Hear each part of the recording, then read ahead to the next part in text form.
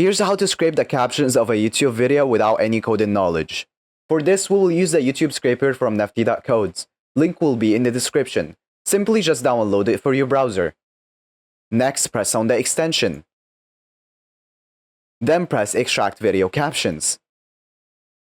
As you can see, we extracted the captions in this video.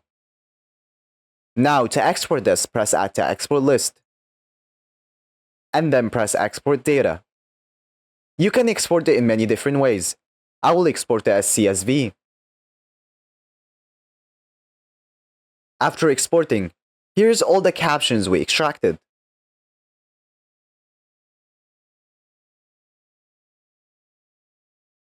You can also customize the data however you want. To do this, go back to the page.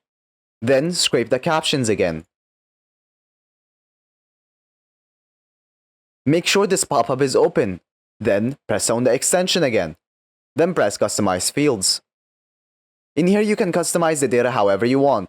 So for example, you can uncheck some data. You can also change the order of the data. And also change the name.